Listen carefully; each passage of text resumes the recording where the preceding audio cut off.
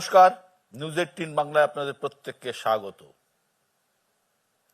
রাজনীতিতে তিনি তখন নবাগত, সালটা 2016। সবে বিধায়ক নির্বাচিত হয়েছেন খড়গপুর থেকে। তখন তার একটি সাক্ষাৎকার নিয়েছিলাম আমি।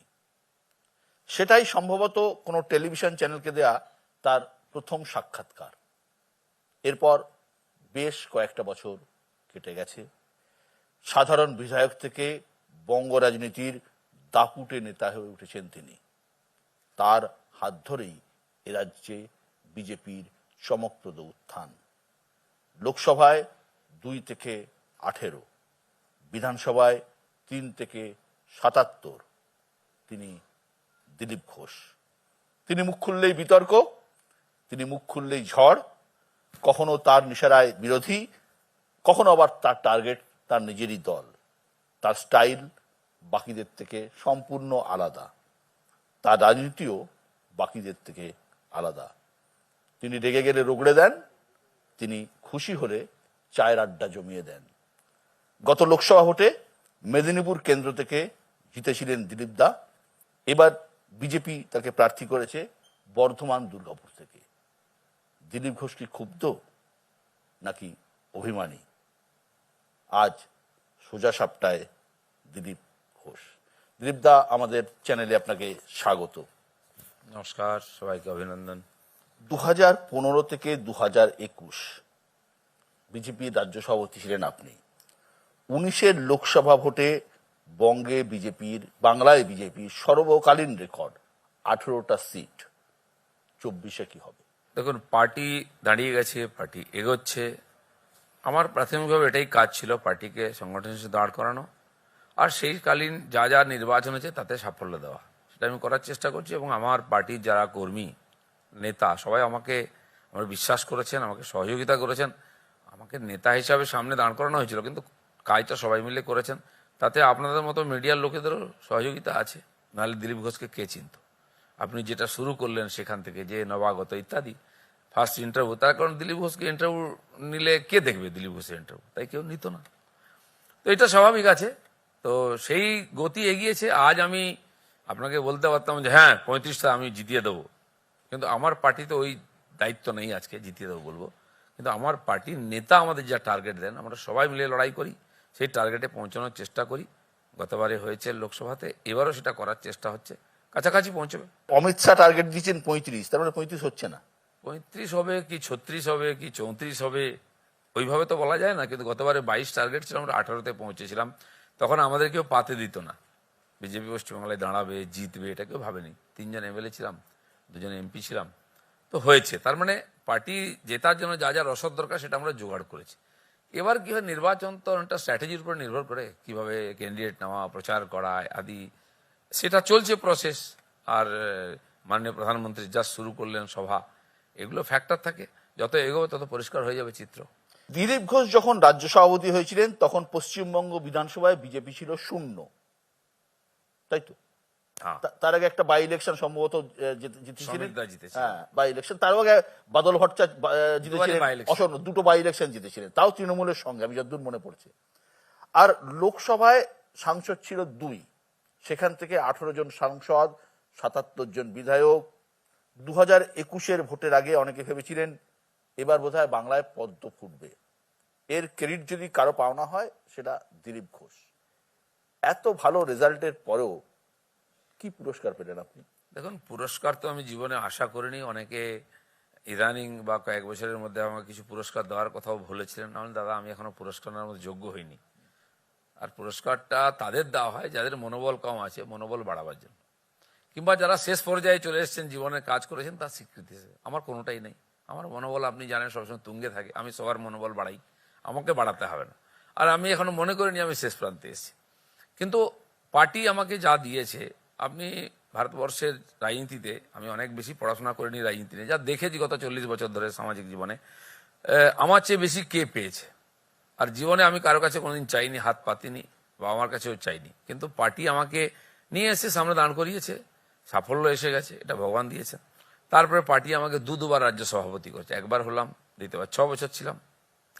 তারপরে আমাকে এমএলএ সিট দিয়েছে, জিতিয়েছে, এমপি সিট দিয়েছে, জিতিয়েছে, পার্টিতে রাজ্য সভাপতি থেকে আরম্ভ সর্বভারতীয় সহসভাপতি। এটা ক বছরে? এই 6 বছরের মধ্যে হয়ে গেছে, 6-7 বছরের মধ্যে। এটা তো আমিও কাউকে ইদানিং দেখিনি যে কেউ এতটা পার্টিতে গুরুত্ব পেয়েছে বা সম্মান পেয়েছে। তো এই জন্য আমার পাওয়ার কিছু নেই, পার্টি আমাকে যে দায়িত্ব দিয়েছে আমি পুরোপুরি পালন করার চেষ্টা করি, আগামী দিনেও করবো। না, এটা কি সত্যি আপনার পাওনা? কোথায় মনে ক্ষোভ হয় না যে আপনি মেদিনীপুরের মতো একটা জায়গায় ওই রকম একটা সিট, বারুইপুরের মানে গ্রামান্তরে আপনাকে পরিচয় হয়ে গেছে, সেখান থেকে সেই আবার একটা অখ্যাত জায়গা, নতুন জায়গায়? না না, আমি তো কখনো এমএলএ দাঁড়াবো, কোনো এমপি দাঁড়াবো ভাবিনি। পার্টি বলেছে, আমি করে দেখিয়েছি, সাফল্য দিয়েছি। তো মেদিনীপুরে ছিলাম, তো মেদিনীপুর আমার বাড়ি ছিল, 8 বছর ওখানে বিধায়ক থেকে সাংসদ ছিলাম, গ্রামে গ্রামে গেছি, লোক অ্যাকসেপ্ট করেছে, সে রেডি ছিল একদম জেতার জন্য। কিন্তু আমি এই জন্য ভেবেছিলাম যে আমাকে হয়তো প্রচার করতে অন্য জায়গায় যেতে হয়েছে না, আমার কাজটা এগিয়ে রাখি। কিন্তু পশ্চিমবাংলায় আমি এই যে প্রায় 40 বছর আরএসএস এর প্রচারক, 84-তে বেরিয়েছে, এই 84-তে 11 ফেব্রুয়ারি ঘর ছাড়া 40 বছর হয়ে গেছে আমার। 84-তে বেরিয়েছেন প্রচার? বাড়ি ছেড়ে। তো বিবিধ সংগঠনে কাজ করেছি, এখন রাজনীতিতে তো 8 বছর আছি। তো সেই জন্য আমার বাড়ি বা আমার নিজের জায়গা বলে কিছু নেই, যেখানে আমি যাই সেটা নিজের জায়গা। আজ আপনি বর্ধমানে চলুন, আপনার মনে হবে যে এখানে দিলীপ দা অনেক বছর আছে। সবাই গ্রামে গ্রামে দাঁড়িয়ে থাকে, আমাকে বাড়ি থেকে খাওয়াচ্ছে, মাথায় হাত বুলিয়ে দিচ্ছে, মায়েরা এসে চুমু খাচ্ছেন, 80 বছর 90 বছরের মহিলারা। তো আমি তো ওই গ্রামে কোনোদিন যাইনি, শারীরিকভাবে গেছি। তো এটা আপনি কিভাবে লোককে ভাবেন তার উপর নির্ভর করে। সেজন্য নির্বাচন লড়তে হবে, প্রার্থী হিসেবে গেছি, কিন্তু আমি সারা পশ্চিমবাংলায় গ্রামেগঞ্জে গত 8-9 বছর ঘুরেছি, লোকে জানে। আর আমার মনে হয় পার্টির আমার উপরে এতটা ভরসা আছে যে একে যেখানে পাঠিয়ে হবে সেখানে জিতবে। আর রাজনীতিতে অন্য জায়গায় যাওয়া, আমাদের মাননীয় মুখ্যমন্ত্রী গত নির্বাচনে নিজেই গেছিলেন নন্দীগ্রামে, কেউ তো পাঠায়নি ওনাকে। উনি মনে করলেন আমার ওখানে লড়ার দরকার আছে, পার্টির মনে করে। মাননীয় প্রধানমন্ত্রী গুজরাট থেকে চলে এসেছেন কাশিতে লড়তে। অনেক বড় বড় নেতারা, অনেকে তো প্রত্যেকবারই পরিবর্তন করেন নিজের সিট। রাজনীতিতে নতুন কিছু না, কিন্তু আমার যেটা মনে হয়েছে পার্টি মনে করেছে ওখানে আমি গেলে কিছু লাভ হবে, তাই।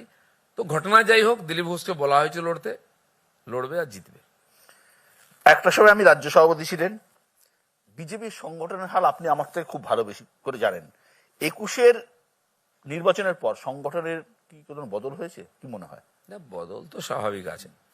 নেতৃত্বের পরিবর্তন আমাদের পার্টিতে বেশিরভাগ হয়, সর্বোচ্চ থেকে একদম বুথ অবধি। আপনি দেখুন 6 বছর 8 বছরের মধ্যে সব পাল্টে গেছে। আমি যাদেরকে নিয়ে এসেছি, নেতা বানিয়েছি, আননোন পার্সন তারা দাঁড় করেছিল, তারাও এখন অন্য পদে চলে গেছে, নতুন লোক এসে গেছে। আর এটাই বিবর্তন, এটাই ভারতীয় জনতা পার্টি জীবন্ত আছে তার প্রমাণ। যারা ভয় পান পরিবর্তন করতে, তারা নিশ্চিন্ন হয়ে যান ইতিহাস থেকে। বহু পার্টির শেষ হয়ে গেছে, কিছু শেষ হচ্ছে। এমনকি আমাদের প্রশাসনে হয়, আপনি দেখবেন রিসাপ্লিং হলো মন্ত্রিমণ্ডল, সংগঠনে ছিল, সে প্রশাসনে চলে গেল। প্রশাসনে ছিল 3 জন চিফ মিনিস্টারকে চেঞ্জ করে অল ইন্ডিয়া ভাইস প্রেসিডেন্ট বানানো হলো। আবার গত বিধানসভায় 4 জন মুখ্যমন্ত্রী হয়েছেন। আমার মনে হয় আপনি মিডিয়া জগতের লোক, অনেক খবর রাখেন আমার চাইতে, আপনিও জানতেন না নাম, আমি তো জানতামই না পার্টির এত বড় ভাইস প্রেসিডেন্ট থেকেও। এটা হচ্ছে বিজেপি। আর সেই জন্য এগিয়ে চলেছে, নতুন লোক আছে, কখনো ক্রাইসিস হয় না, কখনো ভাবতে হয় না যে মোদিজির পরে কে, অমিত শাহর পরে কে, বা অমুকের পরে কে। অন্য পার্টিতে কিন্তু এই প্রশ্ন আছে, আর তার উত্তর নেই। উন্নতি হয়েছে না অবনতি হয়েছে? দেখুন, সেটা তো ইলেকশন এলে বোঝা যাবে, কারণ বড় ইলেকশনের মাঝখানে আমরা লড়িনি। পঞ্চায়েত লড়েছি আমরা, কিন্তু সেটা ইলেকশন হয়নি, লুটপাট হয়েছে। তো সেটা দেখা যাবে কি হয়েছে। সংগঠনের নতুন লোক এলে একটু মনে হয় যে গতিটা কমে গেছে, নতুন লোক নিয়েছি আমরা সমস্তরে, সেটা গতি একটু কম ছিল, সেই গতিকে বাড়াবার চেষ্টা হচ্ছে। নির্বাচনে একটা বড় পরীক্ষা, সেই পরীক্ষায় উত্তীর্ণ রেজাল্ট দেখে বোঝা যাবে যে বড় হয়েছে কি ছোট হয়েছে, লাভ হয়েছে কি ক্ষতি হয়েছে। বৃক্ষ তোমার নাম কি, ফলেন পরিচয়? বিলকুল। রাজনীতি তো পুরোটাই রেজাল্টের উপর নির্ভর। আপনি কি ভাষণ দিলেন, কত বড় আইডিওলজি, নেতা কত বড়, কোনো গুরুত্ব নেই যদি ইলেকশন না জিততে পারেন। বিজেপি জিতেছে বলে, আমি জিতেছি বলে আজকে আমার কথা শুনছে লোকে, বা আপনি আমাকে ডেকেছেন, নাহলে রাজনীতিতে কোনো গুরুত্ব নেই। দিলীপদা, দল থেকে মানে দল করতে গেলে, রাজনীতি করতে গেলে, দল চালাতে গেলে অন্য দল থেকে লোক নিতেই হবে, এটাই রাজনীতির দস্তুর। এটা এইভাবেই যুগ যুগ ধরে রাজনীতি চলে আসছে। কিন্তু ভোটের আগে এভাবে আসা যাওয়াকে আপনি সমর্থন করেন ব্যক্তিগতভাবে? দেখুন, সমর্থন অসমর্থনের ব্যাপার নেই, অনেক ব্যাপারে দ্বিমত থাকতে পারে, কিন্তু বাস্তবকে আপনি অস্বীকার করতে পারেন। আমার সময়ই তো হয়েছে, আমি নিজে যোগদান মেলা লাগিয়েছিলাম, হাজার হাজার লোককে জয়েন করিয়েছিলাম। কিন্তু জয়েন করা, সাধারণ কর্মীদের নেওয়া, আজ আমরা সিপিএম কংগ্রেসের সাধারণ কর্মীদের নিয়ে নিয়েছি, ভোটারদেরও নিয়ে নিয়েছি, তাই পার্টিগুলো আজকে দুর্বল হয়ে গেছে। তো আমার জায়গাটা যে আটকে রেখে তাকে থেকে সরাতে হবে, তারপর তো আমি প্রতিপক্ষের সামনে যাব। আজ টিএমসি থেকেও তাদের সাপোর্টার গ্রুপকে নিতে হবে। এখন লিডারদের ইমেজ দেখে লোকে ভোট দেয় বা পার্টিকে সাপোর্ট করে, সেরকম লিডারকে নেওয়া উচিত যার ইমেজ আমার পার্টির সঙ্গে মিলছে বা আমার চেয়ে ভালো আছে, যাকে আমি প্রজেক্ট করতে পারি। সেখানে যদি গন্ডগোল হয় তাহলে পার্টির উপরে ইফেক্ট হয়, কিছু জায়গায় হয়েছে। তো আমরা বিভিন্ন পার্টি থেকে সাপোর্টারদের নিয়েছি, তার ফলে পার্টির সাপোর্টার যে বেশ বেড়েছে, 40% লোকসভায় ভোট পেয়েছি, 38% বিধানসভায় ভোট পেয়েছি, পার্টি স্ট্যাবলিশড হয়ে গেছে। আর এটা তখনই সম্ভব হয়েছে বিভিন্ন পার্টির সাপোর্টাররা ওখানে কর্মীরা এসছেন বলে। তো এটা তো প্রসেস, এটা আপনি অস্বীকার করতে পারেন, তাহলে পার্টি বাড়বে না। কারণ 75 বছর লেগে গেল আমাদের, 70 বছর লেগেছে বিজেপিকে জনসংঘ থেকে ওয়েস্ট বেঙ্গলে 70 পার করতে। যদি আগে আমরা নিতে পারতাম, আর নেবেন তখনই আপনার চয়েস করার অধিকার তখন থাকবে যখন আপনার ক্ষমতা থাকবে, আসবে কেন? আপনার কাছে আসবে। আসবে কেন? কিন্তু কথা হচ্ছে, আপনি নেতা এই কর্মীদের কথা বললেন, সমর্থকদের কথা বললেন, তো ঠিক আছে, কিন্তু এই যে নেতারা, তাদের তো বাছাই না একটা চাকরি থাকা দরকার বলে মনে হয়। হ্যাঁ, অবশ্যই থাকা উচিত। চাকরি থাকেও অনেকটা, যারা এসছে সবকে নিয়ে নেওয়া হয়েছে এরকম নয়, তারপরেও ওখানে চাকরি ফুটো হয়ে যায় অনেক সময়, ঢুকে পড়ে কেউ কেউ, সেটা সমস্যা হয় একটু।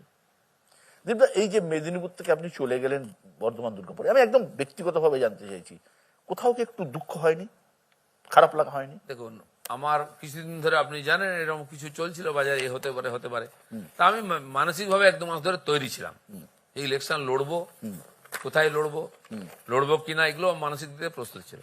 এটা ছিল যে পার্টি যে নির্দেশ দেবে, পার্টিতে থাকলে সেটা মানতে হবে। এটা ঠিক যে ওইখানকার কর্মীদের সঙ্গে আমার একটা আর্থিক সম্পর্ক ছিল, পারিবারিক। আপনি খড়গপুর শহরে যদি হাঁটেন, যাকে তাকে জিজ্ঞেস করুন, দিলীপ ঘোষকে চেনেন? ও আমার বাড়িতে খেতে এসছে একবার, এরকম বলবে। মায়েরা বলবেন, আমি যেতে পারিনি, তো আমার পায়েস তৈরি করে পৌঁছে দিয়ে গেছেন, খাবার দিয়ে গেছেন, এটা ওখানে পারিবারিক সম্পর্ক আছে আমার। তো এইটা ঠিক আছে, একটু অসুবিধা হয় ওদের, তো আমার কর্মী আত্মীয় যারা, তার মনে কষ্ট হলো, আমার একটু মনে কষ্ট হয়, সেটা সাময়িক ছিল। যোদ্ধাকে যুদ্ধ করতে হবে, পেছনে তাকানোর কোনো সুযোগ নেই। আমি রাজনীতিতে একজন নিজেকে যোদ্ধা মনে করি।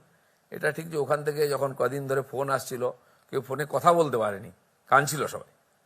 তা আমি বললাম, দেখো ভাই, রাজনীতি করতে এসে একটু কঠোর হতে হয়, ঠিক আছে, ইমোশন আছে, কিন্তু যা কাজ পার্টি দিয়ে সেটা করাটাই আমাদের দায়িত্ব। বাড়ির মায়েরাও ফোন করেছেন, হয়ে যায় অনেকের সঙ্গে। দিলীপদা, এই যে আপনি যেটা বললেন, আমারও তাই মনে হয় যে আপনি যেভাবে মেদিনীপুর বা খড়গপুর বা ওই এলাকাকে যেভাবে আত্মিক করে নিয়েছিলেন, কোথাও তো বিজেপি, তৃণমূল, কংগ্রেস, সিপিএম এসব ছাপিয়ে ব্যক্তি দিলীপ ঘোষকে ওখানকার লোক ভালোবেসেছিল। তো এটা ভোটের এফেক্ট পড়বে না বিজেপির পক্ষে? না, এটা তো আপনি অস্বীকার করতে পারেন না, ব্যক্তির একটা গুরুত্ব থাকে রাজনীতিতে। মোদির গুরুত্ব নেই, পার্টির চেয়েও বড় মনে হয় অনেক সময়, কিন্তু পার্টি তাকে তৈরি করেছে, আমাকেও পার্টি তৈরি করেছে। কিন্তু আমি পার্টিতে আমার নিজস্ব তপস্যার কিছু ক্ষমতা থাকে, তো সেটা মানুষ ধরে নেয়। আর সে পার্টি ফাটি আদর্শ বাদ দিয়েও বন্ধুত্ব হয়। আপনার সঙ্গে আমার কিসের বন্ধুত্ব? আপনি পার্টি করেন না আদর্শ করেন, আপনি মিডিয়ার লোক, আমি রাজনীতির লোক, কিন্তু আপনার সঙ্গে আমার বন্ধুত্ব হয়েছে, কারণ ব্যক্তিটা সবকিছুর উপরে। আর আমিও যেখানে যাই সেই ব্যক্তিকে ধরার চেষ্টা করি, সে কি খায়, কি পরে, কোন জাতি, ভাষা, কি পার্টি করে, আমি দেখি না, ব্যক্তির কাছে পৌঁছানোর চেষ্টা করি। তো সেই জন্য সেটাও মানুষ অনুভব করে। তো ব্যক্তি না থাকলে একটা শূন্যতা তৈরি হয়। আমরাও চেষ্টা করি ব্যক্তির মাধ্যমে যুক্ত করে তাকে পার্টির সঙ্গে যুক্ত করার, এটা একটা সংগঠকের কাজ হওয়া উচিত। আমিও চেষ্টা করেছি, কিন্তু কিছু লোক ওই অবধি থেকে যায়, তারা একটু সমস্যায় পড়ে, বা তারা একেবারে ভোট দিয়ে দেবে এরকম নয়, সামান্য কিছু অন্তত হয়। নিন্দুকেরা বলছে যে দিলীপ ঘোষের এই কেন্দ্র বদলের পিছনে তারই সতীর্থরা রয়েছে। আমি জানি না কার তীর্থ, কিন্তু পার্টির একটা সিস্টেম আছে, আমাদের পার্লামেন্টারি বোর্ড সব দেখে ডিসিশন নেয়, আমার নয়। আমি একটু বেশি চর্চিত বলে আমারটা আলোচনা হচ্ছে, কিন্তু অনেক সারা দেশে অনেক নেতা, অনেক এমপি আছেন, এমএলএ আছেন, বা বাংলাতেও পরিবর্তন হয়েছে, বা তাকে ক্যান্ডিডেট করা হয়েছে, কেন করা হয়েছে, কি হচ্ছে, স্থানীয়ভাবে বাইরে আলোচনা হচ্ছে। তো আমার আলোচনার বিষয় নয়, আমার সিদ্ধান্ত মেনে কাজ করার দায়িত্ব আছে, সেটা আমি করছি। আর রাজনীতিতে চর্চা না হলে সে নেতা কি? তৃণমূলের বিরুদ্ধে আমি লড়াই করছি, পশ্চিমবঙ্গে আর কে লড়াই করেছে? আমি ছাড়া কে লড়াই করেছে? তখন তো এরা কেউ বিজেপিতে ছিলই না, লক্ষ্য কারা? আমি বলেছি, পুরোটা আপনি পড়ে দেখুন, যে সিপিএম কংগ্রেস লড়াইটা করলো কোথায়। যদি করতো, তাদের লোক মারা যেত, তাদের নামে কেস হতো। দিলীপ ঘোষ যে জেলায় যায়, আগে ওখানে গিয়ে জামিন নেই কোর্টে, এমন কোনো কোর্ট নেই বোধহয়, এমন কোনো থানা নেই যেখানে আমার নামে কেস নেই, এখনো চলছে। সেদিনও আপনি জানেন, দুর্গাপুরে গিয়েই সেখানে একজন কেস করেছে আমার নামে, সে জামিন নিতে হবে গিয়ে আমার। এটা আমার রাজনীতির অঙ্গ হয়ে গেছে, তো সেটা নতুন কিছু না। আর এটা তখনই সম্ভব হয়েছে, এই জন্য কেস খেয়েছি, বা একাধিকবার গাড়ি ভেঙেছে, কালো পতাকা দেখিয়েছে, গো ব্যাক করেছে, কারণ দিলীপ ঘোষ একটা থ্রেট ওদের কাছে।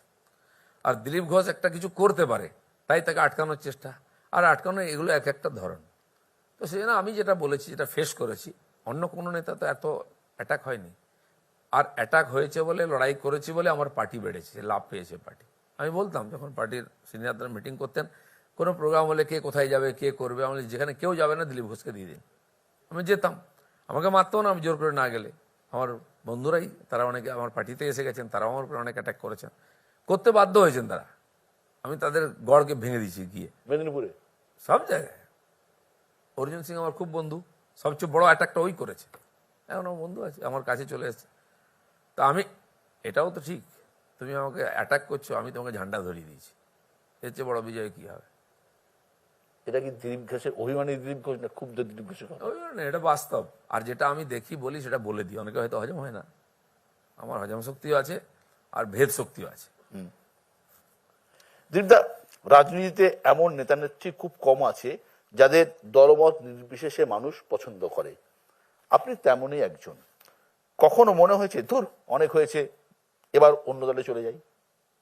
না, অন্য দলে যাওয়ার কথা নেই, কারণ আমি তো রাজনীতিটা পেশা হিসেবে নিতে আসিনি, মিশন হিসেবে নিয়ে এসেছি। আমার এরকম অনেকবার মনে হয়েছে যে আর রাজনীতি করবো না। কেন? যেটা হচ্ছে সেটা আমার পছন্দ নেই। রাজনীতিতে লোকে টিকে থাকে কেন?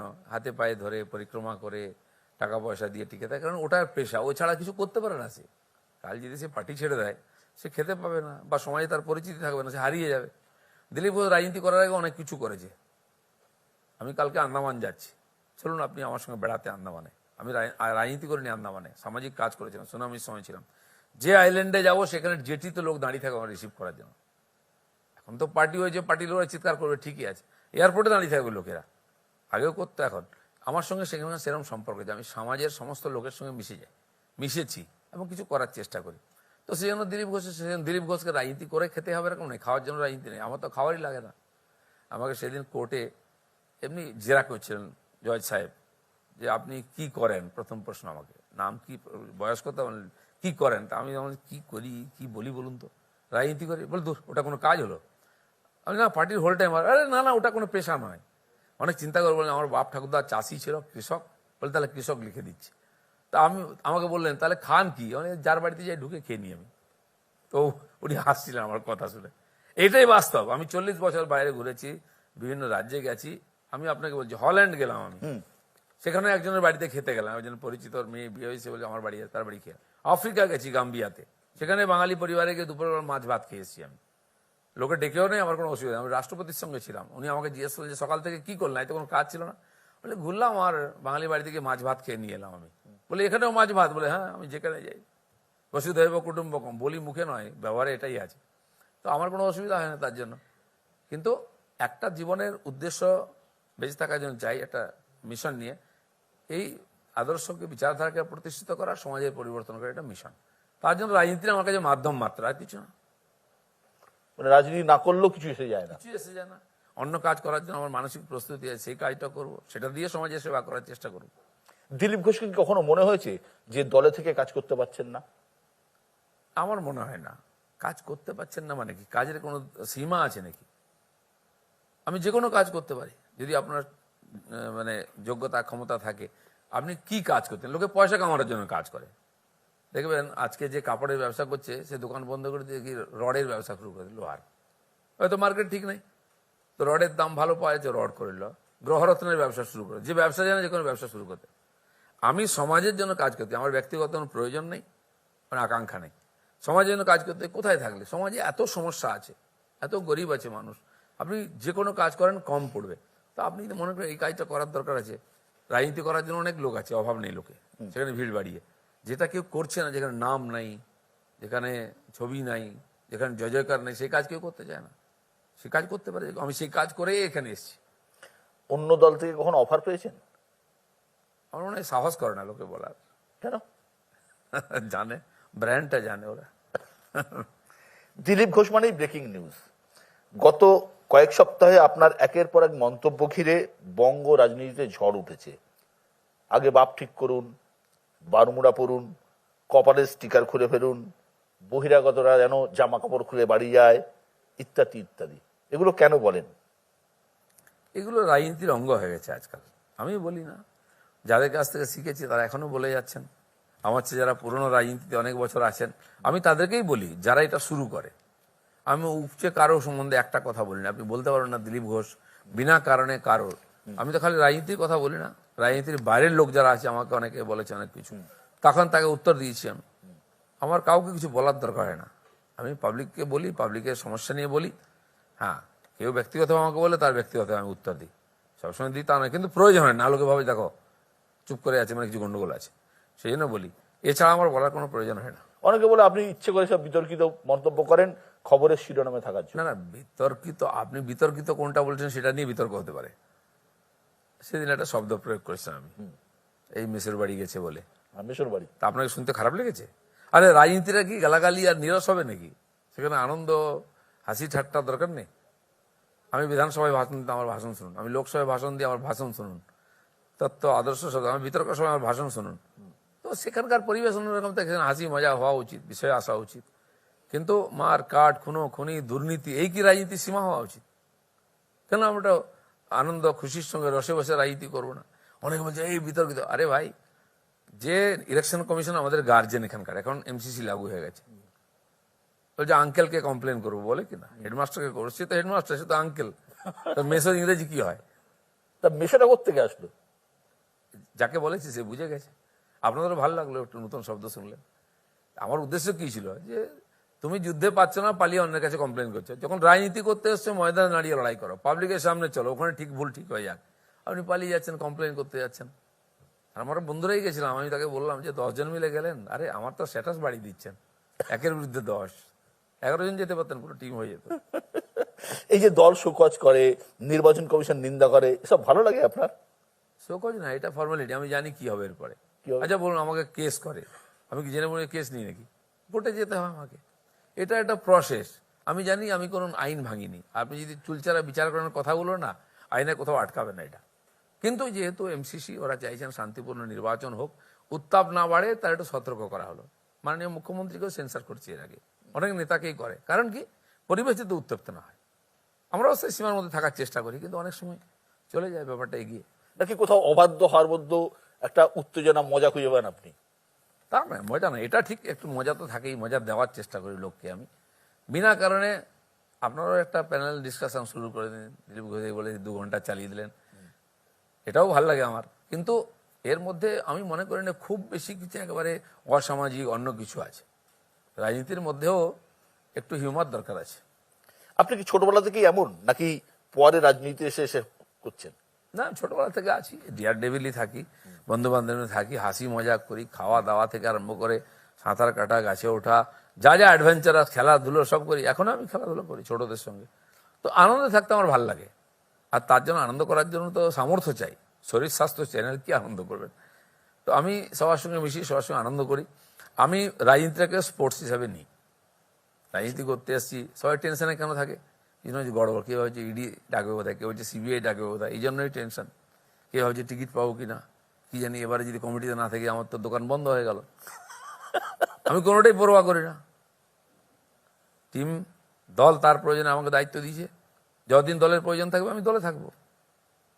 দলে থাকতে হবে তার কি মানে আছে, রাজনীতি করতে হবে তার কি মানে আছে? এটা সবার এই মানসিকতা বা এই মানে হিম্মত থাকে না, তাই তারা একটু টেনশনে থাকে। এতদিন এতজনকে এত কথা বলেছেন, কেউ ক্ষুব্ধ হয়েছেন, কেউ নারাজ করেছেন, পার্সোনালি কাউকে কখনো সরি বলেছেন? দিলীপ ঘোষের কখনো কোনো অনুশোচনা হয়েছে? দেখুন, আমি যা বলি পাবলিকের সামনে বলি, যদি খারাপ কথা হয় তার জন্য দুঃখিত, এটাও পাবলিকলি বলি আমি। আর আপনি এই যে রেকর্ড আপনি শোনালেন, যা যা সম্বন্ধে বলেছি বা তাকে ব্যক্তিগত আপনি জিজ্ঞেস করছেন, দিলীপ ঘোষ তোমাকে এরম বলে তোমার কেমন লেগেছে? ও কি বলে? সে বলে দিলীপ মনের দিক থেকে এরম নয়, দিলীপের সঙ্গে বন্ধুত্ব আছে। তার মানে আপনার কোথাও অনুশোচনা হয়নি? কোথাও কোনো অনুশোচনা নেই। আমি জানি ও পজিটিভলি নিয়েছে ব্যাপারটা, ও জানে ওর সঙ্গে কি কথা হচ্ছে। রাজনীতিতে অনেক কিছু বলতে হয়, এটাও এক ধরনের অ্যাক্টিং। তো যে যত ভালো অ্যাক্টিং করতে পারে সে তত ভালো নেতা হয়। অ্যাক্টিংও জানতে হয় রাজনীতিতে, কখন কোনটা বলবো, কিভাবে বলবো, কাকে বলবো, এটাও তো এক ধরনের রাজনীতিতে অ্যাক্টিংটা একটা বড় ভূমিকা আছে। ভয়ঙ্কর। নাহলে এই যে স্টিকারের কথা বলছেন, ব্যান্ডেজের কথা বলছেন, হুইল চেয়ারের কথা বলছেন, এর কি প্রয়োজন আছে? এগুলো তো ইনস্ট্রুমেন্ট অভিনয়ের জন্য। আর আমি সেটা আগে বলে দেবো, লোকের একটু খারাপ লাগে। রাজনীতিতে নেতারা যাই বলুন না কেন, সব রাজনৈতিক দলেই গোষ্ঠী আছে। বঙ্গ বিজেপিতে দিলীপ ঘোষের কি কোনো গোষ্ঠী আছে? আমার তো কখনো মনে হয়নি যে গোষ্ঠী করার প্রয়োজন আছে। এটা ঠিক যে মানুষ বেসিক্যালি ছোট গোষ্ঠী থাকতে ভালোবাসে। এই যে জাত, এই যে ভাষা নিয়ে আন্দোলন, এই জাতি রিজার্ভেশন, আপনি যতই বড় যারা ন্যাশনাল ইন্টারন্যাশনাল আন্দোলন করছেন না, সেও গিয়ে অন্য জাতির সঙ্গে খায় না, অন্য জাতির বাড়িতে ছেলের বিয়ে দিতে চায় না, বা বিশাল ভিড়ের মধ্যেও 5 জন মিলে গল্প করে, সবাইকে নিয়ে থাকতে পারে না। মানুষের এটা মানসিকতা, সাইকোলজি একটা। তো আমি কখনো কোনো গোষ্ঠী বা এর মধ্যে ভিড়ার চেষ্টা করিনি, গোষ্ঠী করার চেষ্টা করিনি, আর কাউকে বিশেষ সুবিধা দেওয়া বা দূরে রাখার চেষ্টা করিনি। আমি সবাইকে সমান গুরুত্ব দিই। সে অন্য পার্টির হতে পারে, অন্য আদর্শবাদের জাতির হতে পারে, বা আমার পার্টির বিভিন্ন লোক হতে পারে। কেউ বলতে পারো না দিলীপ ঘোষ কাউকে আলাদা করেছে, এটা আমি হিম্মতের সঙ্গে বলতে পারি। সুকান্ত দা বা শুভেন্দু এদের সাথে এক টেবিলে বসে চা খেয়েছেন, বাড্ডা মেরেছেন? একসঙ্গে খাওয়া দাওয়া করি আমরা, যখন বৈঠক থাকে, মিটিং থাকে, সেটা ভেতরে হয়। এখন কি আছে, কিছু শো করতে হয়। বিদেশের কালচার আপনি জানেন, স্বামী স্ত্রী সবার সামনে জড়িয়ে ধরে এমন অভিনয় করছে যেমন এই দুনিয়াতে আর এর চেয়ে বেশি। তারপরে পেছনে গিয়ে ডিভোর্স পেপার সই করে নিচ্ছে। এই ধরনের রাজনীতি বা এই ধরনের লাইফস্টাইল আমি পছন্দ করি না। আপনার সঙ্গে আমার যতটা বন্ধুত্ব করা তোকে আমি ততটাই করি। 21-এর ভোটের সময় আপনি বলেছিলেন আপনি লাল মাটি, শুভেন্দু বেলে মাটি, পার্টনারশিপটা ভালো জমবে। জমলো কি? দেখা যাক, ভবিষ্যৎ বলবে, এখনো সময় আসেনি। পার্টিতে আমরা সবাই মিলে কাজ করছি একজন কার্যকর্তা হিসাবে। আমি আমার জায়গা, আমার দায়রা ঠিক করে নিয়েছি, তার মধ্যেই কাজ করি। পার্টি যতটা আমরা দায়িত্ব দিয়েছি। আজকে আমার পার্টিতে যুব নেতৃত্বকে নিয়ে আসা হয়েছে, শুভেন্দু অধিকারী আর সুকান্ত মজুমদার। এরা যুবক, শিক্ষিত, রাজনৈতিক অভিজ্ঞতা একজন একটু বেশি, একজন একটু কম। তো এরা নেতৃত্ব দিচ্ছেন। তা আমাকে পার্টি যখন যে কাজ দিয়েছিল করেছি। আজকে আমি পার্টির সাংগঠনিক দায়িত্বে নেই, এমপি আছি। তাদের এক প্রকার যে টিম নির্ণয় নেয় সেটা আমি মেনে চলি, আমি তাদের সহযোগী হিসাবে আছি।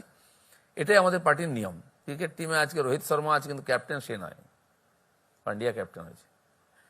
বা ক্রিকেট ন্যাশনাল টিমেতে কোহলি খেলে সবচেয়ে ভালো স্কোরার, কিন্তু সে ক্যাপ্টেন নয়। তো পার্টির প্রয়োজনে, সময়ের প্রয়োজনে অনেক পরিবর্তন করতে হয়। আর যে এটা মেনে নিতে পারে সে টিকে। আমার সবকিছু মেনে নেওয়ার মতো মানসিকতা আছে। আবার একটা জিনিস কি জানেন তো দীপদা, খুব ভালো প্লেয়ার ভালো ক্যাপ্টেন হয় না, আবার ক্যাপ্টেন আমার ভালো প্লেয়ার হয় না, এটাও কিন্তু ঠিক। আমার সম্বন্ধে আপনার কি ধারণা? আপনি তো নিজেকে বিরাট কোহলি বলেন।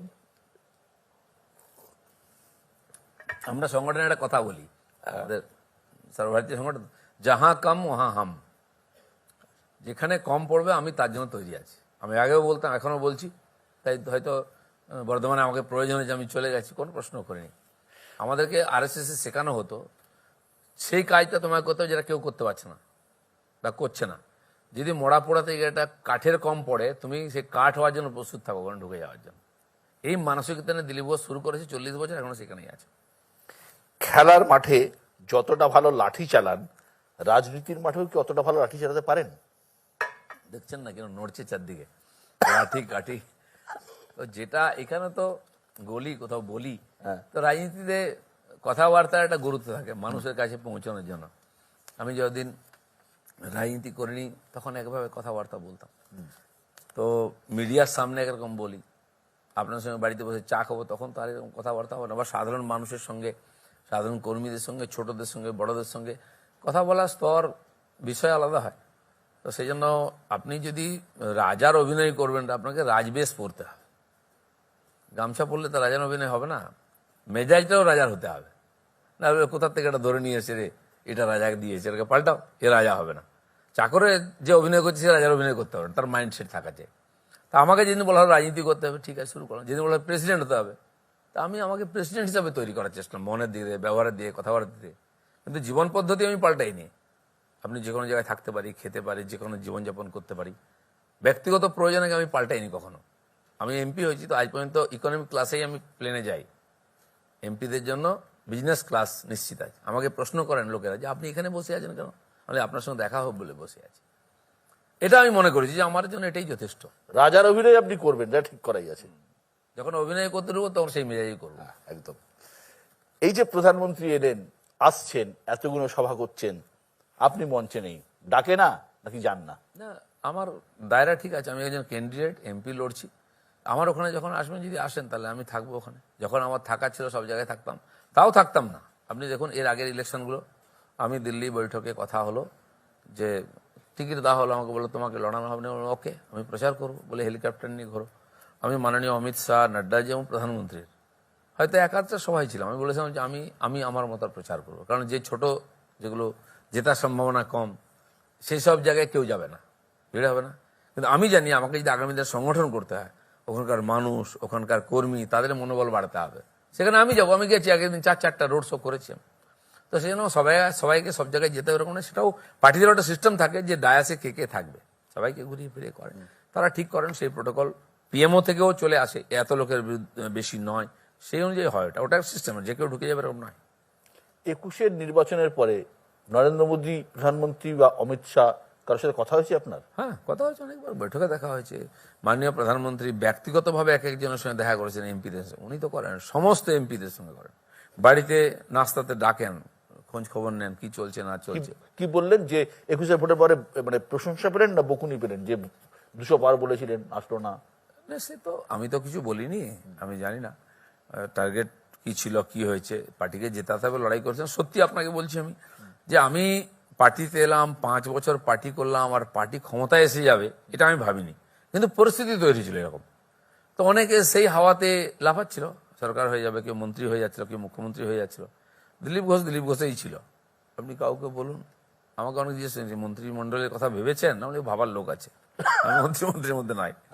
হ্যাঁ, সে কে মন্ত্রী লিস্ট বানিয়েছেন কিনা আমাকে জিজ্ঞেস জিজ্ঞেস করেছে।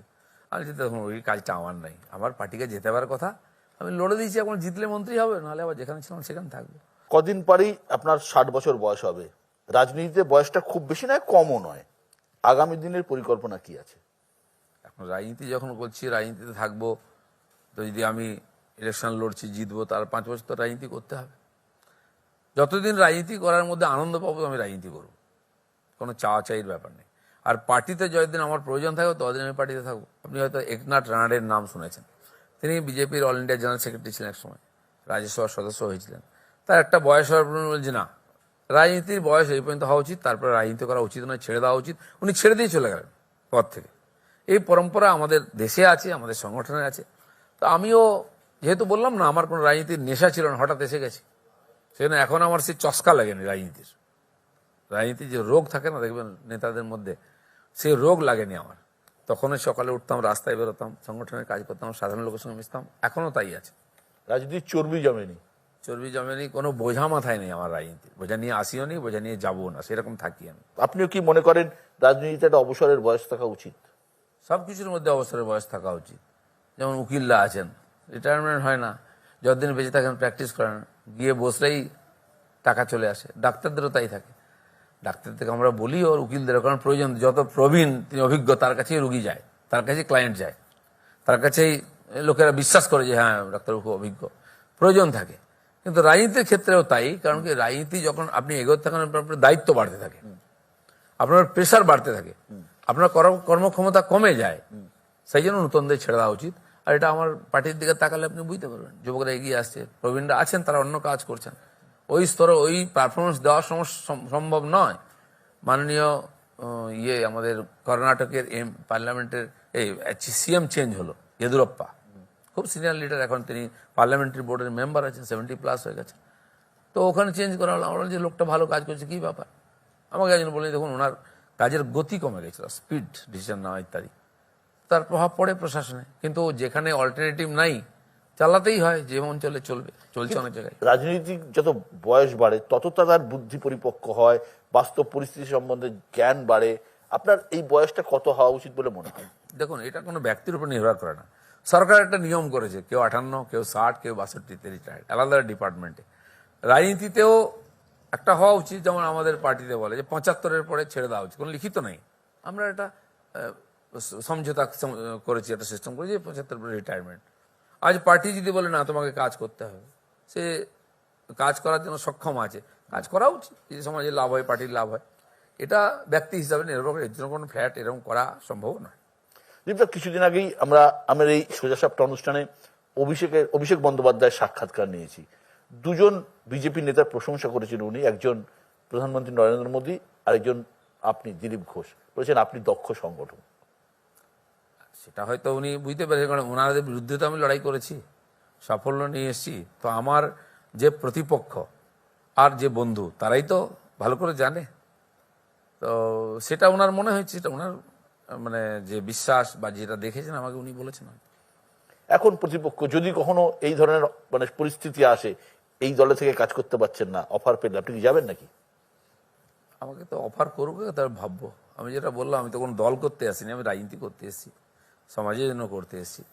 আর আমাকে দল করতেই হবে, রাজনীতি করতে এরকম কোনো কম্পালশন নেই। long lasting. রাজনীতিতে ইমেজ খুব একটা বিরাট বড় জিনিস। পাপ্পু তকমা ঝেড়ে ফেলতে রীতিমতো হিমশিম খেতে হচ্ছে রাহুল গান্ধীকে। আপনার কখনো মনে হয়নি গোটা বাংলার নেতা হিসেবে উঠে আসার জন্য আপনার ইমেজ মেক হওয়ার দরকার? যেমন গরুর দুধে সোনা পাওয়া যায় মতো মন্তব্য আপনি করছেন। দেখুন, ইমেজ আজকাল তৈরি করা হয়, ইমেজ বিল্ডিং বলে একটা কথা আছে, রাজনীতিতে আছে, অন্য জায়গায়ও আছে। আমি কখনো ইমেজ বিল্ডিং করার চেষ্টা করিনি। অনেকে আমাকে বুঝিয়েছে, যখন আমার পপুলারিটি বেড়েছে, লোকে ভাবছে দিলীপ ঘোষ কি বললো, আপনি ডাকছেন, আমাকে বলছে এই সব বললে কিন্তু ইমেজ খারাপ হয়ে যাবে। বলে ভাই, আগে তো ইমেজ হোক, তারপর ভালো খারাপ হবে। যারা কোনো ইমেজই নেই তার ভালো খারাপ। অনেকে ইমেজের ভয়ে মরে গেল, জীবনে কিছু করলোই না। দিলীপ ঘোষ ওই লাইনের লোক নয়। আমার ইমেজ লোকে জেনে গেছে, আমি পাল্টাবারও চেষ্টা করিনি। আমি বলবো তোমাকে যদি আমাকে গ্রহণ করতে হয়, আমি যেমন আছি তেমনই গ্রহণ করতে হবে। দিলীপ ঘোষ আর পাল্টাবে না, স্ট্রেট কাট বলবে, সোজা কথা বলবে, চোখে চোখ রেখে কথা বলবে। যদি এই জিনিস তোমার দরকার থাকে নাও, নাহলে বাজারে থাক, যার দরকার সে নাও। আপনি কি বিশ্বাস করেন গরুর দুধে সোনা পাওয়া যায়? বিশ্বাস করি না, এটা বিজ্ঞান। আজ বিদেশে রিসার্চ হচ্ছে, আমাদের দেশে কোনো রিসার্চই হয় না। আর যে ব্যাটারা হাল্লা করছে, দুধ হজম করতে পারে না, সে সোনা থাকা রূপক তো তার বাপের কি যায় আসে। দিলীপ ঘোষ খায়, দুধ হজম করার চেহারা সোনার মতো আছে। দীপদা, রাজনীতিতে আপনার কোনো বন্ধু আছে? শত্রু নাই কেউ, কমপক্ষে আমি মনে করি। দলে শত্রু নেই তো? আমি মনে করি না কাউকে শত্রু। শত্রু বন্ধু হওয়া রাজনীতিতে খুব বেশি সময়ের ব্যাপার নয়, ধান্দার ব্যাপার থাকে, স্বার্থের ব্যাপার থাকে। যার স্বার্থ নেই তার এসব ঝামেলা নিয়ে ভাবি না, এইসব নিয়ে। আর পাল্টাতে আজ শত্রু কাল বন্ধু, প্রশ্ন আবার শত্রু হতে পারে যদি লেনদেনে কম হয়ে যায় একটু, বা আপনি তার কথা না শোনেন। আমি পরোয়া করি না এসব। মমতাদি সম্বন্ধে আপনি কি বলবেন? মমতা বন্দ্যোপাধ্যায় সম্বন্ধে? মমতাদি প্রতিষ্ঠিত নেত্রী, তিনি তার পরিশ্রমের দ্বারা যা যেখানে পৌঁছেছেন, কেউ মানুক আর না মানুক। আর আমি যখন বিধানসভায় থাকতাম, আপনি আমার নেত্রী, বিধানসভায় বলতাম, ওনার সামনে চোখ উঁচু করে বড় বড় কথা বলতাম আমি। কিন্তু ব্যক্তিগত সম্পর্ক কোনো খারাপ হয়নি। উনি দেখলে বলতেন দিলীপবাবু চা খেতে আসুন, তা আমিও বলি হ্যাঁ, ববিতার সঙ্গে যাবো একদিন। দেখা হলে উনি খোঁজ না, আমিও শরীর স্বাস্থ্যের খোঁজ নিই। উনি বিরোধী নেত্রী, যতটা তার মধ্যে সম্পর্ক ঠিক রাখা হয় সেটাই আছে, ব্যক্তিগত স্তরে কখনো দূরত্ব নাই। একটা জিনিস আপনার দুজনের মধ্যে মিল আছে, উনি যে ভাষায় কথা বলেন আপনিও সে ভাষায় কথা বলেন। মানুষ এই ভাষা কি বোঝে? তাহলে তো দুজন রিয়েক্ট হয়ে যেতাম। হয়তো এটা আজকের প্রয়োজনে হয়েছে, কিন্তু অনেক কিছু ঠিক নেই, পরিবর্তন হওয়া উচিত। ধর্মের রাজনীতি হোক বা রাজনীতিতে ধর্ম, আপনি তো বিশ্বাস করেন? আমি ধর্মে বিশ্বাস করি, আর রাজনীতিতেও বিশ্বাস করি। ধর্ম সম্বন্ধে বিতর্ক হতে, ধর্ম কি অর্ধেক লোক না বুঝেই বলে। ধর্ম হতে ন্যায়, জাস্টিস। যেখানে ন্যায় নাই, সততা নাই, সেটা কারোর পক্ষে ভালো হতে পারে না। যারা বিদেশি কনসেপ্ট নিয়ে এসছেন, ধর্ম বলতে রিলিজিয়ান বলেন, প্রবলেমটা ওদের। আমাদের দেশের রাজনীতির সঙ্গে ধর্ম চিরদিনই আছে। ধর্ম তো হচ্ছে অনেক বড় আছে, সেটা ডিউটি। রায় ধর্ম ইংরেজিতে রয়্যাল ডিউটি হয়, রয়্যাল রিলিজিয়ান হয় না। আপনি একজন ব্যক্তি, আপনার এই যে ব্যবহার, দায়িত্ব পাল্টে যায়। আপনি আমার সামনে বসে আছেন, একজন সিনিয়র এডিটর হিসাবে আমার ইন্টারভিউ নিচ্ছেন। আপনি যখন বাড়িতে যাবেন, আপনি পরিবারের একজন হেড, সেখানে ব্যবহার, কথাবার্তা, সন্তান, স্ত্রী, মা, তার দায়িত্ব পাল্টে যাচ্ছে আপনার সেখানে। এই যে ভোটে রাম মন্দিরের কথা উঠছে, এটা কি হওয়া উচিত, নাকি ভোট চাওয়া উচিত কর্মের নামে, কাজের মাধ্যমে? দেখুন, যে কোনো ভালো কাজ করবে রাজনীতিতে তার অধিকার আছে ভোট চাওয়ার। রাম মন্দির হয়েছে, কে করেছে রাম মন্দির? এই সমাজের লোকেরা করেছে, দেশ করেছে। হ্যাঁ, একটা সংস্থা বিশ্ব হিন্দু পরিষদ সামনে ছিল, আন্দোলন করেছে, তাতে কেউ সাপোর্ট করেছে, কেউ করেনি, কেউ বিরোধিতা করেছে। মন্দির হয়ে গেছে। এখন যারা যারা করেছে, মন্দিরের সহযোগিতা করেছে, যে পাঁচশিকা চাঁদা দিয়েছে, সেও বলছে আমিও সহযোগিতা করি। তো যে এত বড় কাজ করে তার সেও নেবে। রাজনীতিতে লাভ নেওয়াটা অনৈতিক কিছু মনে করি না আমি। যারা বিরোধিতা করেছেন তাদের পক্ষে সমস্যা হয়ে গেল, তাই তো সবাইকে ডাকা হয়েছে, আসুন রাম মন্দির দেখতে। সবাইকে চিঠি দেওয়া হয়েছিল, হয়ে গেছে, বিশ্বাস হচ্ছিল না, দেখে যান। তাও যেতে পারেননি অনেক। অভিন্ন দেওয়ানি বিধি সম্পর্কে আপনার মতামত কি? বিশ্বের বহু দেশে এটা আছে। দেওয়ানি বিধির প্রশ্ন উঠলেই মুসলমানদের প্রশ্ন উঠে যায়। ভারতবর্ষ তো হবেই, কারণ বহু লোক বলেছেন, সংবিধানে এর উল্লেখ করা হয়েছে, গান্ধীজিও বলেছেন। আজ মুসলমানদের প্রশ্নে এই ধরনের না চলবে না বলছে। 22টা মুসলিম ঘোষিত কান্ট্রিতে অভিন্ন দেওয়ানি বিধি আছে। ভারতবর্ষে তো অসুবিধা কি হবে? অত্যন্ত সাধারণ পরিবার থেকে আপনি উঠে এসেছেন, অনেক লড়াই করেছেন এখানে আসার জন্য। প্রথমে আরএসএস এর প্রচারক, তারপর ভারতীয় জনতা পার্টির সাধারণ সম্পাদক, রাজ্য সভাপতি, সর্বভারতীয় সহসভাপতি। আপনি খুশি নাকি দিলীপ ঘোষের? আমি তো আমার যে জীবন, এই ধরুন 60 বছর বয়স মানে কি প্রায় সায়ান্নে চলে এসেছি। আমাকে দেখে আপনার মনে হয় না, কিন্তু একটা 40 বছর আমি সমাজের জীবনে কাজ করছি সব কিছু ছেড়ে। এই 40 বছর আমি সাফল্যের সঙ্গে কাজ করেছি, আনন্দের সঙ্গে কাজ করেছি, আর যেখানে গেছি সেখানে বন্ধু পেয়েছি, আত্মীয় পেয়েছি। তো একটা মানুষ কি চায়? কিন্তু রাজনীতিতে মানুষের স্বপ্ন থাকে, মুখ্যমন্ত্রী হব, প্রধানমন্ত্রী হব। না, অনেকে ছোটবেলা থেকে স্বপ্ন দেখে রাজনীতিতে যাবো, এগোবো, সে হয়তো পঞ্চায়েত হতে পারে না, স্বপ্ন ওখানে থেকে যায়। দিলীপ ঘোষ বিনা স্বপ্ন দেখে, দিলীপ ঘোষ স্বপ্ন দেখে না, স্বপ্ন দেখায়, পাল্টে দেবো, করে দেবো, আর লোকে বিশ্বাস করে দিলীপ ঘোষকে, তাই এই পরিবর্তন হয়েছে। এই যে বঙ্গ রাজনীতিতে যারা রাজনীতি করছেন, যেসব কুশীলবরা এখন রাজনীতিতে রয়েছেন, কাকে কাকে আপনার লম্বা রেসের ঘোড়া বলে মনে হয়? রাজনীতিতে অনেক লোক চলে আসছে, সে রাজনীতির লোকই নয়। অনেক সময় দেখবেন ভিড় বাস থাকে, ভুল করে বাসে ঢুকে পড়ে অনেকে, এবার নামতে যাচ্ছে, নামতে পারে, পেছনের লোক ধাক্কা মারে তাকে ভিতরে নিয়ে যায়। বলে দাদা নামতে যাচ্ছি, বলে তা বললে হবে না, উঠেছেন কেন?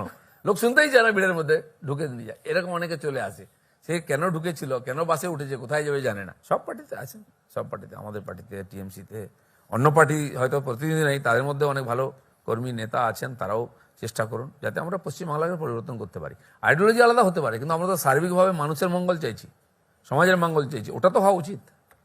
এই যে আপনি রোজ ইকো পার্কে যান, তৃণমূলের অভিযোগ মর্নিং ওয়াক করতে যান না, দিনের শুরুটা গরম গরম একদম রাজনৈতিক বাইট দিয়ে দিনের শুরুটা কি হবে দিলীপ ঘোষ ট্রেন্ডটা সেট করে দেন। আপনাকে মজার কথা বলি, আমি যখন লকডাউন লাগলো সব জায়গায়, আমার হাঁটার অভ্যাস, হাঁটার রাস্তা বন্ধ হয়ে গেল। আমি তখন সল্টলেকে থাকতাম, সেক্টর 5-এ ওই ধারে হাঁটতে যেতাম। তারপরে কিছু মনে হলো, খুঁজতে খুঁজতে বেরোলাম, ফাঁকা রাস্তা, লোক নেই, জন নাই, গাড়ি ঘোড়া নেই, তো পার্কে গেলাম। যোগা দিবস আসছিল, আমরা ওখানে যোগা শুরু করলাম, 3-4 জন 5 জন ছিলাম, বেশি। কিন্তু আপনাদেরও কোনো কাজ ছিল না, কোনো মিডিয়াতে কোনো নিউজ ছিল না, কি আর দেখাবেন? ভ্যাকসিন দিচ্ছে, এই দিচ্ছে, ঝগড়া হচ্ছে, কত চলে। তো আমরা ওখানে হাঁটতাম, দিয়ে এই এলাকার আমাদের যারা সাংবাদিক আছেন, কেউ চিনতো, দিদা কোথায় জানো না এখানে, তারা বাইট নেওয়া শুরু করলো। সে অনেক নাটক, তারা, আমি যেতাম, এক্সারসাইজ করতাম, সেইটা দেখাতো। তারপরে ওখানে মনে হলো কিছু লোকের যেটা বড় রাজনীতি হয়ে যাচ্ছে, ক্যামেরা ঢোকা বন্ধ হয়ে গেল, সাংবাদিক ঢোকা বন্ধ হয়ে গেল। আমার এক বন্ধু বললো, দাদা এখানে গল্ফ কোর্ট আছে, চলুন গল্ফ খেলে। বলি চলো। ডাঙ্গুলি খেলেছি, ক্রিকেট খেলেছি, গল্ফ তো খেলিনি। ভদ্রলোকের খেলা দেখি, খেলা শিখতে আরম্ভ করলাম। ওদেরও অসুবিধা হলো, গল্ফ কোর্টে তালা মেরে দেওয়া হলো যে গল্ফ কোর্ট বন্ধ, দিলীপ ঘোষ আসছে। তারপরে যেখানে রাউন্ড মারতাম সেখানে গেট বসিয়ে দেওয়া হলো, এদিকে ঢোকা যাবে না, আটকাবার চেষ্টা হলো। কিন্তু ওই প্রচার শুনে এখন এত লোক দেখতে আসে, বেশিরভাগ দেখতে আর ছবি তুলতে আসে, এক্সারসাইজ করতে আসে না। তো এমন মিডিয়া রোজ আসে, তাদেরও ম্যাটার দরকার আছে। আমাকে জিজ্ঞেস করলে আমি বলি, আমি কাউকে ডেকে পাঠাই না। আপনি দেখেছেন কবে আমি প্রেস কনফারেন্স করেছি? আপনার হাউসে কোনোদিন মেসেজ গেছে দিলীপ ঘোষ প্রেস কনফারেন্স করবে? আমি তো প্রেসিডেন্ট থাকতেও প্রেস কনফারেন্স করতাম, অন্যরা করতো। কারণ আমি যেখানে যাই সেখানে প্রেস থাকে, বলার থাকলে বলি, ওদের দরকার থাকলে জিজ্ঞেস করে। তো এই জন্য আমার কোনো প্রয়োজন নেই, বা আমি কাউকে ডেকে পাঠাই না। আমি ওয়েস্ট বেঙ্গলে যেখানে থাকবো সেখানেও প্রেস পৌঁছে যায়, ওরা জানে দিলীপ ঘোষ এসেছে, সকালবেলা পাওয়া যাবে। কারণ কোনো নেতাকেই পায় না, 12টা পর্যন্ত আমার কোনো নিউজই থাকে না, পুরোনো জিনিস দিতে হয়। যদি টাটকা পেয়ে যান আপনারই সুবিধা হয়। দিলীপ দা, সম্প্রতি আপনার মায়ের একটা স্টেটমেন্ট পড়লাম খবরের কাগজে, যে খুবই চিন্তিত আপনাকে নিয়ে বা গর্বিত আপনাকে নিয়ে। আমার মা চিন্তিত কোনোদিন নন। আমি যখন আন্দামানে ছিলাম, 8.5 বছর সুনামি হয়েছে, আমার মার আমার চেয়েও বেশি কনফিডেন্স যে ওটার কিছু হবে না, ও ডুববেও না, জ্বলবেও না। তো আমার সঙ্গে আর কথা হয়নি এই যাওয়ার পরে। উনি জানতেন যে আমি মেদিনীপুরেই ভোটে দাঁড়াবো, পাল্টে যে আমি আর ফোনও করিনি, খোঁজ নিইনি। ও মা ভালো উত্তর দেয় আমার চেয়েও। তো জিজ্ঞেস করেছি, আপনার মন খারাপ হয় না, দিলীপকে দেখতে পান না আজকাল? বলে টিভিতেই দেখে নি, আমার মন খারাপ কেন হবে? এটা আমার মায়ের স্টেটমেন্ট। যাই হোক, তো তিনিও লোকজন মেলামেশা করে দেখে গেছেন। তো সেই জন্য আমার আর যোগাযোগ হয়নি, যাওয়া হয়নি। দেখি যাবো একবার আশীর্বাদ নিতে। তো আপনার কি পড়াশোনা গ্রামের স্কুল কলেজ সব? গ্রাম থেকেই পড়েছি, গ্রামে পড়েছি, ঝাড়গ্রামে পড়েছি। কলেজ ওখানে ঝাড়গ্রামে ওই করেই পড়াশোনা করে তারপরে তো সকাল সকাল দেশের কাজ শুরু করে দিয়েছি। দিলীপ ঘোষের জীবনে কি কখনো প্রেম এসেছিল? সুযোগ হয়নি বোধহয় কিছু। কে প্রেম করবে এরকম লোকের সঙ্গে, যে কোথাও থাকে না, কোথায় যায়, কি করে ঠিক নেই, তার কাল কি হবে জানে না। এরকম বোকা লোক আমাদের দেশে কম আছে যে আমার সঙ্গে প্রেম করবে। না, সে তো আজকের দিনে। না, আমি কি আছে না, একটু অন্য টাইপেরই, এই সব বন্ধু বান্ধব নিয়ে খেলাধুলো, হই হুল্লোড়, পড়াশোনা বাদ দিয়ে এসবই করতাম। তারপরে আরএসএস এর কাজের সঙ্গে যুক্ত হতেই একটা ছোটবেলা থেকে একটা আদর্শ একটা মিশন জীবনে আসার জন্য ওই দিকেই হেঁটেছি। রাজনীতিতে এখন সব থেকে যে বেশি লোকটা আছে কামিনী কাঞ্চন, আপনার মধ্যে নেই? সে তো আপনি বলতে পারবেন, খবর যে আপনাদের কাছে থাকে, আমি কি বলবো। আমি একটা জিনিস আমাকে অনেক জিজ্ঞেস করেছেন, আপনি নাকি আপনার গাড়িতে কোনো মহিলাদের বসতে দেন না, আমাকে জিজ্ঞেস করলে একজন। মানে হ্যাঁ, কিছু এথিক্স আমি মানি, কারণ রাজনীতিতে আপনি জানেন এই জিনিসগুলোই হয়, হোক বা না হোক, বলতে তো এই জিনিস চালিয়ে দিন। টাকা পয়সা কামিনী আর কাঞ্চন বললেন, এর প্রমাণ লাগে না, বললেই হলো। কিন্তু যাতে বলার সুযোগ না পাই আমি চেষ্টা করি। কিন্তু আমি যেদিন থেকে প্রেসিডেন্ট হয়েছি আমার গাড়িতে কোনো মহিলাকে আমি বসতে দিই না। অনেকে চেষ্টা করেন, সতর্কতার কথা আপনি বলতে পারেন, এর বেশি কিছু না। আমার বলা আছে, আমার যে সিকিউরিটি আছে, যেমন আমি প্রেসিডেন্ট ছিলাম, আমার চেম্বারে আমি বসে আছি, দেখা করতে সবাই আসে, আপনারা আসেন, আছে, মহিলারাও আসেন, দেখা করতেই আমাকে পার্টির তার বক্তব্য থাকে। তো স্ট্যান্ডিং সূচনা ছিল, কোনো মহিলা আমার চেম্বারে ঢুকলে আমার একজন সিকিউরিটি চেম্বারে থাকবে। তো ওরা একটু অস্বস্তি, ওর সামনে বলবো কিনা, বলে ও হিন্দি বোঝে না, বাংলা বোঝে না, হিন্দি ভাষী, তুমি বলো। এই ধরনের কিছু বিষয় থাকে, সাবধানতার কিছু না। ভয় পান নাকি? হ্যাঁ, ভয় পান? ভয় না, সতর্কতা। পশ্চিমবঙ্গে ভারতবর্ষে 50% কাছাকাছি মহিলা ভোট। না, নিতে হবে তো। মহিলা দেখুন আমার সঙ্গে সবসময় থাকেন, রোজ সেলফি নিচ্ছেন, ঘুরছেন। আমি এখন প্রচার করতে যাচ্ছি, মায়েরা থাকেন খুব সংখ্যায়, আমি আসুন ফটো তুলি। আপনি দেখুন রোজ আমি পোস্ট করি, সব মহিলারা দাঁড়িয়েছেন, আমি তাদের সঙ্গে ফটো তুলছি, ওরা খুব খুশি হন, আর কিছু না। এটা একটা আজকাল নতুন অ্যামুজমেন্ট হয়েছে, সেলফি তোলা। কেউ দেখবেন, একবার দেখে নিলো, ব্যাস থাকলো। কিন্তু কি জানি লোকের একটা প্রচন্ড অ্যাপিল আছে। আগে দেখা হলো বলতো, এই চলো এক কাপ চা হোক, এখন দেখা হলো বলছে একটা সেলফি হোক। দিদা, এবার র্যাপিড ফায়ার শুরু করছি। আপনি বেছে নিন, নিরামিষ না আমিষ? আমিষ খেতাম, আমি ছেড়ে দিয়েছিলাম, কিন্তু মাছ খাই। ডাল ভাত না মাংস ভাত? না, মাংস তো 90 সাল থেকে ছেড়ে দিয়েছি। ডালও খাই না, যেহেতু একটু প্রোটিনের সমস্যা হতে পারে। সবজি আর ভাত খাই আমি। সংগঠন না নির্বাচন? সংগঠন দিয়ে শুরু করেছিলাম, এখন সবই করতে হচ্ছে। নরেন্দ্র মোদী না অমিত শাহ? দেখুন, এটা তো দুটোই লাগবে, ভাত আর ডাল না হলে পুরো খাওয়া হয় না, দুটো একদম পরিপূরক। মোদী না অটল বিহারী বাজপেয়ী? এটাও ঠিক, একজন গাছের কাণ্ড, একজন পাতা ফল। সুকান্ত না শুভেন্দু? দুজনকেই লাগবে, দুই ফলা, ডান দিক বাঁ দিক। গরুর, আমরা ছোটবেলা চাষা লোক তো, হাল চালিয়েছি, দুটো বলদ না হলে হাল হয় না। 21-এর বঙ্গ বিজেপি না 24-এর বঙ্গ বিজেপি? এটা একটা বিবর্তন, 21 থেকে 24-এর দিকে এগিয়ে যাচ্ছি আমরা, কোনোটাকে আলাদা করা যাবে না। মেদিনীপুর না দুর্গাপুর? খড়গপুর থেকে মেদিনীপুর হয়ে দুর্গাপুর, বর্ধমান পৌঁছেছি, এটা হচ্ছে প্রগতি। এক জায়গায় দাঁড়িয়ে থাকা, বাইরে পা ফেলার হিম্মত নেই, এরকম করলে রাজনীতি চলে না। সব জায়গার জন্য প্রস্তুত থাকা উচিত। জ্যোতি বসু না বুদ্ধদেব ভট্টাচার্য? বিবর্তন বললাম না, জ্যোতি বসু থেকে বুদ্ধদেব ভট্টাচার্য, নূতন বামফ্রন্ট দেখলাম আমরা। তো এই দুটোই ইতিহাস, কিন্তু আজ তো কোনোটাই পিকচারে নেই। রাহুল গান্ধী না অভিষেক বন্দ্যোপাধ্যায়? রাহুল গান্ধীর ভবিষ্যৎ আমার মনে হচ্ছে না খুব উজ্জ্বল বা আছে। অভিষেক ব্যানার্জির ভবিষ্যৎ আছে, কিন্তু পার্টির ভবিষ্যৎ নিয়ে চিন্তা আছে। আদি বিজেপি না অন্য দল থেকে আসা নেতা? দেখুন, নেতা যে স্বীকৃত, সে তো সব জায়গায় নেতা, কিন্তু বিজেপি আদি বলতে গেলে আমরা আইডিওলজি কেন্দ্রিক মনে করি। সেজন্য আইডিওলজিও লাগবে, নেতাও লাগবে। আইডিওলজি ম্যানিফেস্টেশন নেতার মাধ্যমে পলিটিক্সে হয়। আমাদের নেতা ছিল না বলে এত নেতা নিতে হয়েছে। তো ভিত আর ওটা হচ্ছে তার কি বলে বিল্ডিং, দুটোই লাগবে। উত্তম কুমার না সৌমিত্র চট্টোপাধ্যায়? বহুদিন এদের সিনেমা দেখিনি, কিন্তু একসময় বাংলা সিনেমার তো এরা পায়োনিয়ার ছিলেন। উত্তমের কোনো তুলনা নেই, কিন্তু সৌমিত্র চট্টোপাধ্যায় এত বছর সেবা দিয়েছেন বাংলা সিনেমাকে, তার একটা বিরাট যোগদান আমাদের সিনেমাতে আছে, তাকে অস্বীকার করা যাবে না। রেখা না হেমা মালিনী? রেখা তাড়াতাড়ি একটু সিনেমা থেকে সরে গেলেন, তার একটা আলাদা ছিল। হেমা মালিনী এখন ওর সিনেমা হয়ে রাজনীতিতে খুব সক্রিয় আছেন, আমার সঙ্গে নিয়মিত পার্লামেন্টে দেখাও হতো। আর এটাও ঠিক, অমিতাভ বচ্চনের দুদিকে দুজনকে ভালোই মানাতো, বহু হিট সিনেমা আপনি খুব ডিপ্লোম্যাটিক উত্তর আমরা দিচ্ছেন। দেখেছি ওই দিলীপ ঘোষের কাছ থেকে এত ডিপ্লোম্যাটিক উত্তর? আমি কাউকে বাদ দিয়ে করি না তো, আমি সমন্বয়ে রাজনীতি করি। আপনি দেখেছেন এত লোককে নিয়ে সংসার করেছি আমি। রফি না কিশোর? না বলবো না, অল্টারনেটিভ নয় কেউ। কিশোর দার আলাদা গুরুত্ব আছে, তাকেও ভাল লাগে, আর রফিরও গান আছে, সবার ভাল লাগে। এখন কারো দুজনকেই ভাল লাগে, কাউকে কাউকে বেশি ভাল লাগে, কম ভাল লাগে, এই হতে পারে। সোলের গব্বর সিং না ঠাকুর? দুজন হওয়ার জন্যই 16টা জমেছিল, গব্বরও চাই আর ঠাকুরও চাই। ইস্ট বেঙ্গল না মোহনবাগান? দেখুন, আমি ওইভাবে ফুটবলটাকে দেখিনি, কিন্তু ওই দুজনের যে লড়াই আর ম্যাচ, তার যে একটা উন্মাদনা ছিল, এখন নাই সেটা। আপনি 30 বছর 40 বছর আগে আমরা যখন ফুটবল দেখতাম, কিন্তু ভাবুন কি রমরমা হতো, পতাকা টাঙিয়ে হই হই করে মাঠ কাঁপিয়ে সবাই দেখতে যেত।